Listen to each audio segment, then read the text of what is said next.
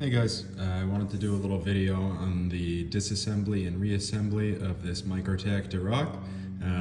So I guess I'll start right away with the tools you need. There's going to be places that sell Ultratech tools, and they're going to look more like this one, where they have a continuous kind of outer layer, right? Those will not work on this knife. You can see how close the edge of the screws run up to the chassis here, so there's no clearance. So you really need one with kind of prongs like this that you can see. So it's not continuous all the way around the outside. So that's going to be the first one you need.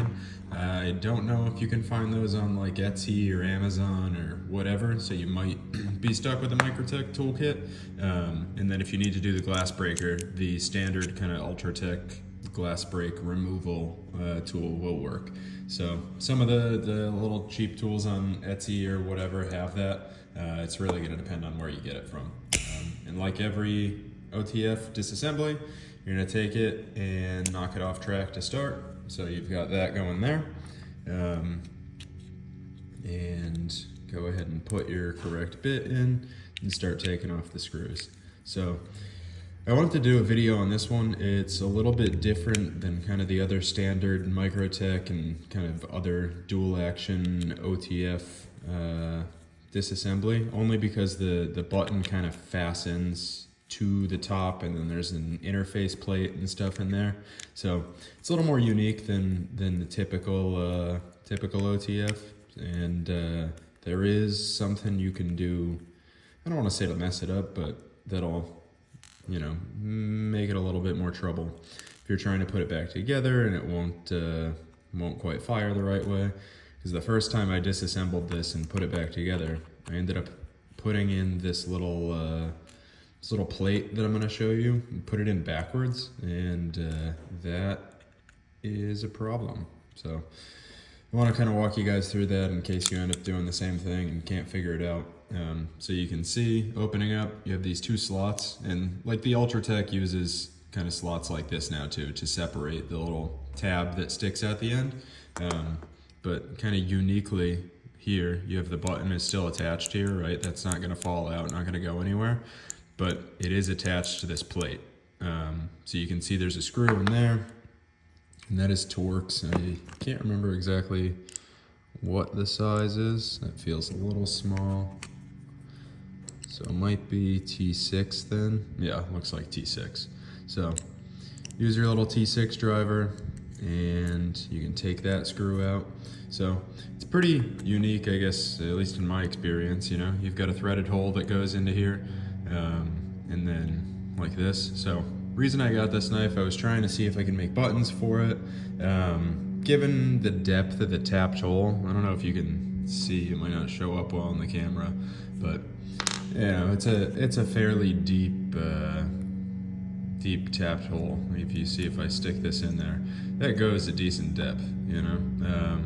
So that's you know, I don't think I could also fit a vial in here without growing the height of the button, and then this thing's gonna ride up a lot higher profile in your pocket. So I don't think it's something I'm gonna do unless I hear otherwise from you guys, and you absolutely have to have it. But you can see this little transition plate here too with the screw in there. So one side's got a key. The key goes towards the tang of the knife, not towards the blade. Or I should say like the edge or the point of the blade. But you know, pretty cool machine part in there. Looks like it's been heat treated. It's got a little of that like hazy color on there. So pretty interesting.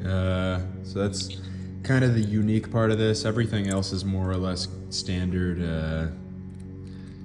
procedure, at least for Microtech stuff that I've seen, barring like the zero blade play knives, which have a whole other mechanism that you've got to deal with. But you know, we've got that back together, so cool. And then you've got the spring carriage and everything like typical, that doesn't seem to want to come out right now.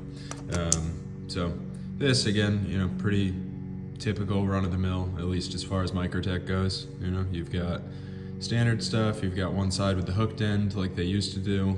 They've since moved on from that style, and then this end has like the little J hook that rides over the end as well. So more of the same there. And then the chassis again is just kind of more of the same, right? So something I noticed, it might just be unique to this knife, but the stop pin actually, like, I don't know, it just kind of like ramps right up and out when it's installed in the like when the knife is all put together. It's not like the blade flies out or anything, and I don't see any internal damage in the cover plate from where that would contact.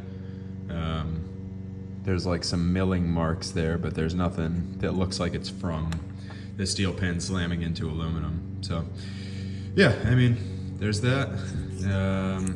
But again, it's more of the same, right? It's the same thing. You've got a hole drilled in there. You've got your little top hat pin, and you've got same locking tabs. These little springs do look smaller. I don't know if they're the same size as the UTX 70. I don't think they're that small, but they do seem smaller. Like my springs that I carry in my store, they didn't fit in here. I needed to trim a little bit off if I wanted to try.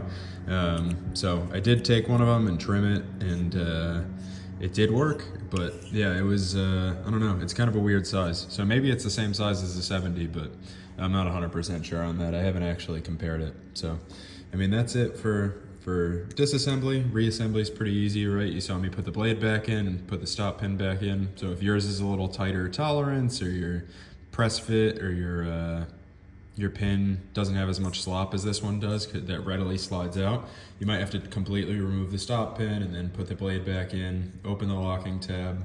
So I can just show you instead of doing this whole thing, right? So you might have to remove the stop pin as a whole, right? So then you take the whole thing, put it in, you gotta manually kind of actuate that, and then drop the stop pin in. So we're dropped in there, that's good.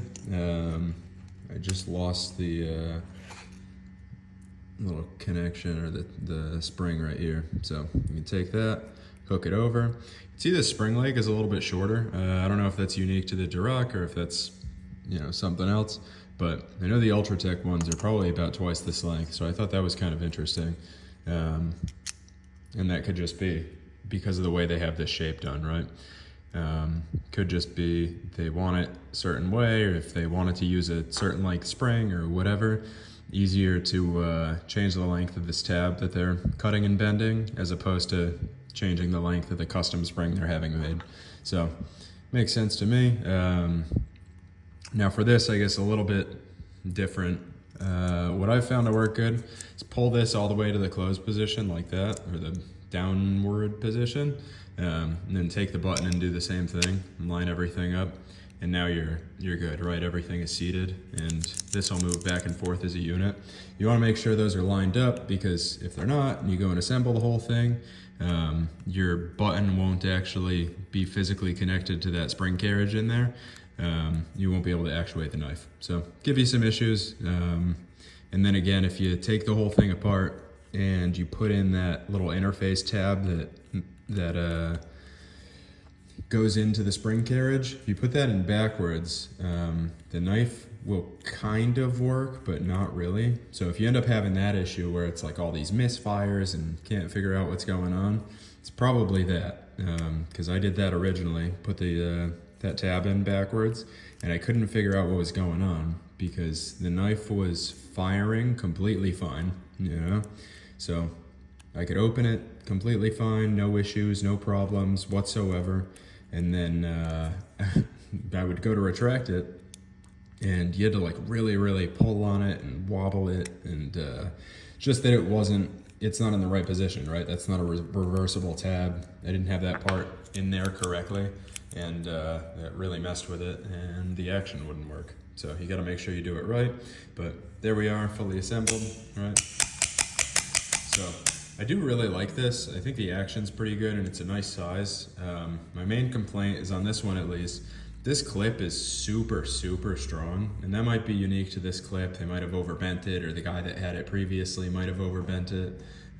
But this thing is kind of crazy. Like I don't like my pocket clips that strong, right? I'm not running marathons with this thing in my pocket, so not something I need to do.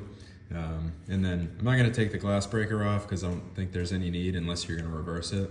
But I mean, it's standard, right? You take this, you slip it over the top with a wrench, and then or with a with a screwdriver and just turn it off. And when you're tightening it, don't go too crazy.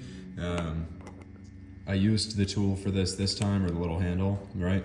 But you really only want to have 2 fingers and apply a little bit of pressure. There's no reason to apply any more. You're putting steel fasteners into aluminum, and nothing good's gonna come out of over tightening that, right? Worst case scenario, you've got to tighten it a little bit more in the future. You notice, hey, it's a little bit wobbly.